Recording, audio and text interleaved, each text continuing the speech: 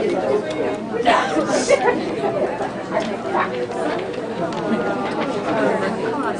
Brian.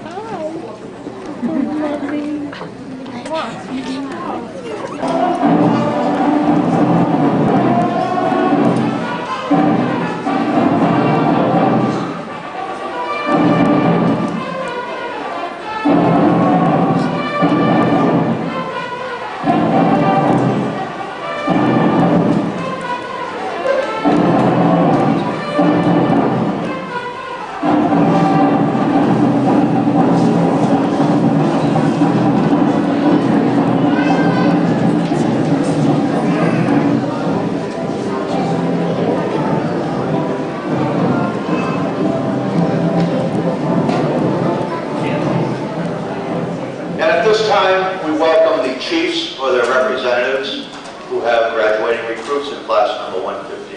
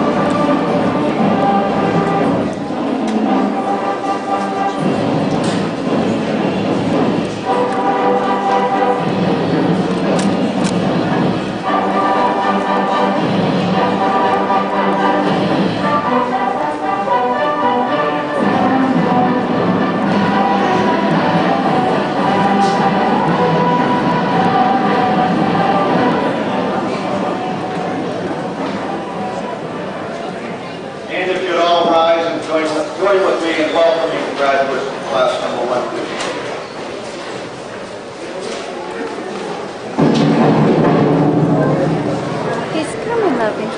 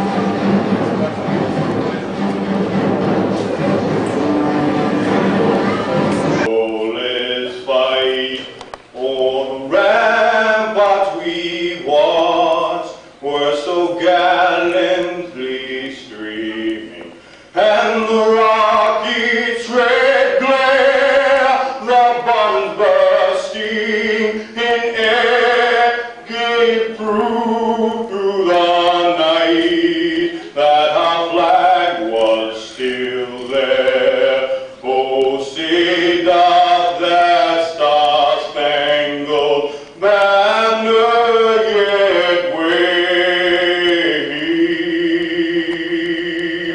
for the land of the free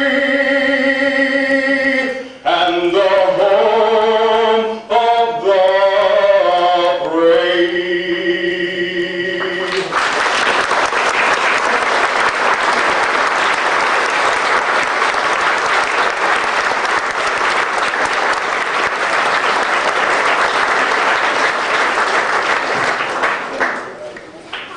Had the pleasure of listening to that at Fenway Park last year as he sang the national anthem before a Red Sox game, too. Chief tells me he does good Irish songs also. While you're all remain standing, it's my pleasure to call upon the chaplain of the Massachusetts Firefighting Academy, Father Louis Delicki, for his invitation. In the name of the Father, and of the Son, and of the Holy Spirit, amen. O God of goodness and of mercy, we humbly ask your blessing and your fatherly protection for this ceremony about to commence, committing it and our beloved firefighters to your love and your keeping. May we feel your presence pervading this auditorium, as you did fill that holy house in Nazareth, bringing divine love, mercy, and joy through Christ our Lord. Please be seated. Fire Academy for us here.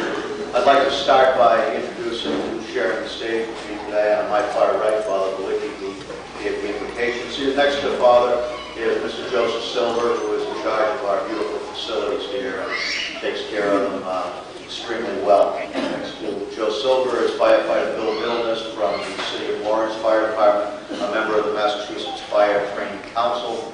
Seated next to Mr. Middleness is Mr. Richard Bangs, who is the chairman of the Fire Training Council. You'll hear from him in a little while.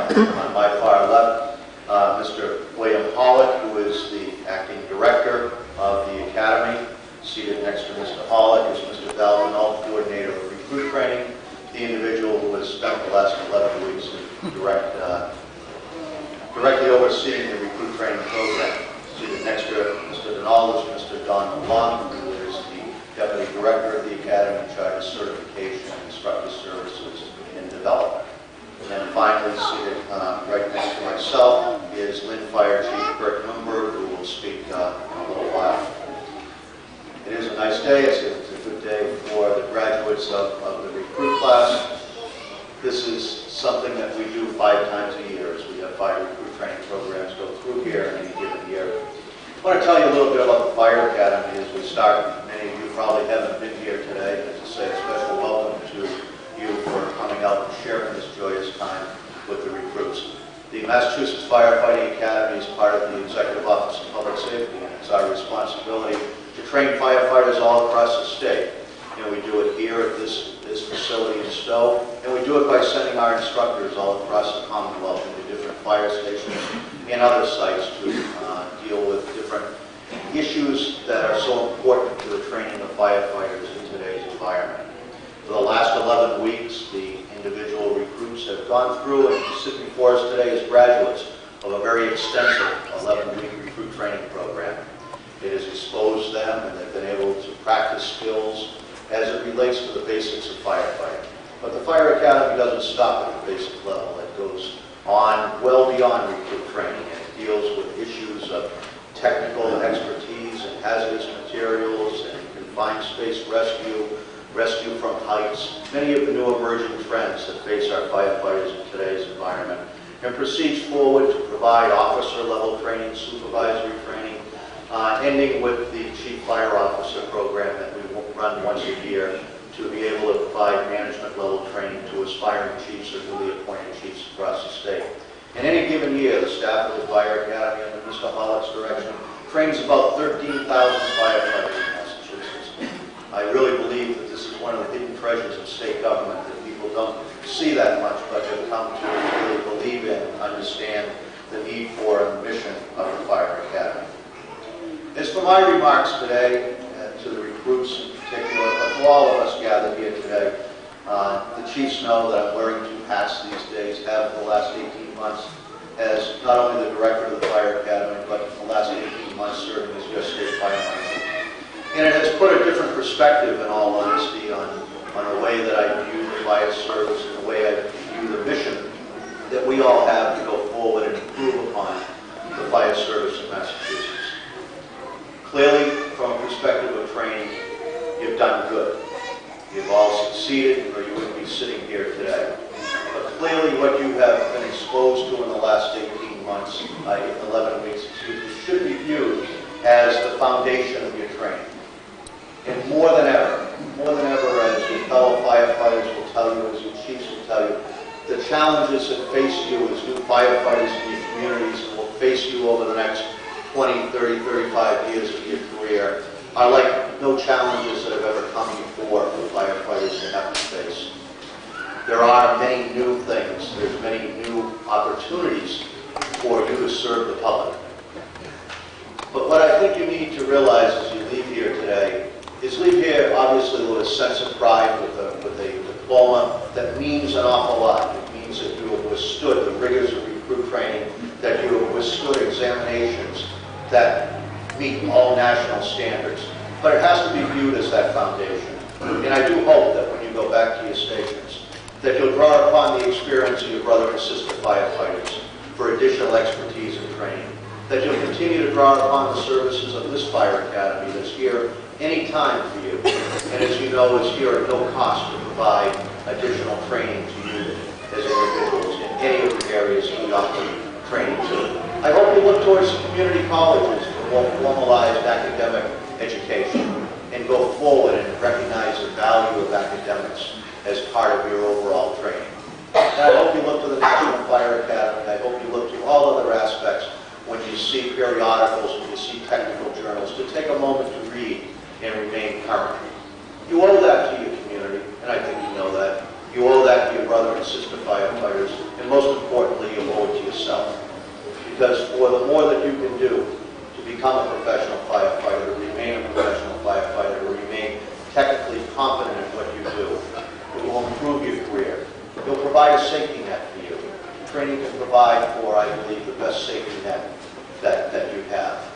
Of all the mail and all the correspondence that I read on a daily basis around here and have for the last 20 years, the most important to me, the most rewarding to me, are the letters that we receive from recruits, or that Mr. Denal and Mr. Pollock hear from recruits, where a recruit firefighter has gone back to their department, and in the course of their normal operations, they find themselves in a very tenuous position, a serious house fire, where they potentially can be trapped in a confined area, the necessity to make a very difficult rescue. And when recruits take the time and they write to us and they talk about the fact that they drew back upon their training that they received here at the Fire Academy, and it was that training that allowed them to successfully carry through that mission at that particular incident. That's what makes it. That's what all of us here dedicate our careers to, and it's what you need. You need to be able to draw back onto that training experience to be able to do your job effectively. So I ask you for every day in your career that you try to go forth and learn something new, to learn from all outlets that you can find, to be, again, that best professional firefighter that you can be. I also have a message as a state fire marshal, and frankly, it's not a message that is as upbeat and as positive. Because as you know, and I know the chiefs who sit here today, as I correspond with them daily, know the tragedy of what's going on across this Commonwealth, where last year, 96 people died as a result of fire in Massachusetts. And those 96 people, combined with the many thousands of people, both civilians and firefighters, that are injured as a result of fire, is something that truly, I believe, is the tragedy of the Commonwealth of Massachusetts. Because as we go forward and we stand side by side with these chiefs as the state fire marshal and view what has taken place in these tragic environments, we know that a lot of these deaths, a lot of these injuries are preventable. They are preventable by us going forth and raising and teaching basic fire safety principles. This year, as we conclude our fiscal year on this Sunday, for the first time, fire departments across the state have had an opportunity to share in a grant program. $1.25 million was distributed to communities across the state to initiate or expand public fire education programs in our schools. It's called SAFE, Student Awareness of Fire Education. And for the first time, because of the budget constraints of local departments, we have been able to put qualified, trained firefighters before our students, before some of our own children, frankly, in the communities that we come from, to be able to impart that basic fire safety knowledge to them. And it is my hope that all of you will join with me and become advocates for public fire education. You wear a badge that the young people in this state, and all people in this state, look up to. They look up to you as a professional. So spend the time when you're in the fire station and a young child comes in or walks by the apron to spend that extra couple moments to talk to them about stop, drop, and roll, to talk to them about the importance of smoke detectors, talk to them about the importance of escape route from homes. Use yourself as the advocate for public fire education and fire prevention in the state. As I look out there and these two young children in the corridor there, it truly is my hope, it's my dream, it's my commitment as a state fire marshal, that we will raise a fire-safe generation. And if we do that, gentlemen, if we all join together to do that, then I know that 20 years from now, 10 years from now, and 50 years from now, that fire marshals and fire chiefs and firefighters across the state won't have to subject themselves to the extent of human loss tragedies that we have. 3 weeks ago, I had the pleasure of being in Marlboro in front of a school group. 800 school children from kindergarten through 3rd grade joined with the mayor up there to give a citation to a young 3rd grader who had gone through a public fire education program in the city of Marlboro a week before I was in that community. The day after, or a couple days after she received that lesson, a fire broke out in her home. And from what she learned by talking to that Marlboro firefighter, she was able to rescue her small niece out of her crib, arouse her mother, and get them all out of the house. That's what it's all about. And you can have an impact to that. So I ask you as we go into the 4th of July weekend, especially a very delicate time, a very vulnerable time for the Commonwealth in regard to the number of fires and injuries as a result from illegal use of fireworks, to use that badge, use that uniform, use your training, use your profession to help us work together to present the Commonwealth of Massachusetts as the safest environment for people to live in. So I thank you, and as far as my position, both as director of the Academy and as a fire marshal, it is a great pleasure to be here to speak to you today, to offer my congratulations to you on what you have gone through. But never forget this place. Never forget it. Take the time to come out and be with us in the future. We're here to help you, as I say, have the safest and happiest career that you can. We also can learn an awful lot from fellow recruits, people who have been here before. And it's my pleasure, as I segue into it, give me an opportunity to introduce on the stage here again Chief Nunberg from the Lynn Fire Department, who comes with a strong message today with a couple firefighters from his community. And I'm not going to steal the thunder, I'm not going to tell the story, simply at this point to introduce the chief and ask him to come forward and introduce his guests for a few words. Thank you very much.